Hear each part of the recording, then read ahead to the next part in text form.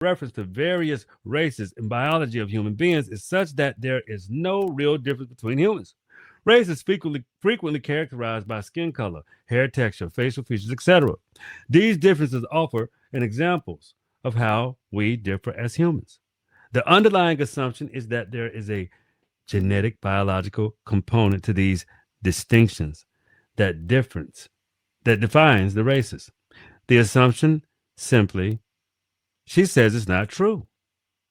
One cannot separate people into real racial groups based upon any set of physical characteristics.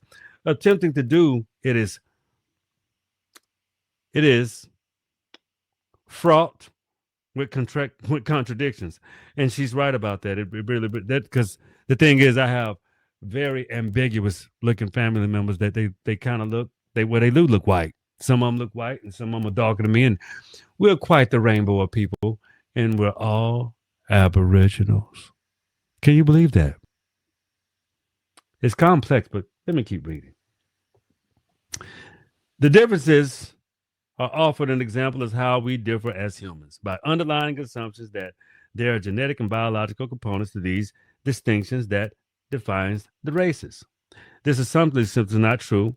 One cannot separate a people into racial groups based upon its set of physical characteristics. Attempting to do so is fraught with contradictions. The Bushmen of southern Africa look like look as much Asian as they do African. Pacific Islander have both African and Asian features. The Ainu of Japan look more European than Asian. The Lapps of Scandinavia look much like Eskimos as they do Europeans. The Aboriginal people of Australia, who often look African, commonly have very straight hair, wavy hair, and frequently blonde as children. These are very these are just in few the problems of one runs into the arguments of existing in the biological races differences. There are many other among the dark-skinned people from India, Egyptians who run the gaunt of European looking to Africa. Now, nowadays, Egyptians, they are Europeans. Yeah, they are because they're Caucasians. That's the terminologies that we. And how do we identify those from the Middle East?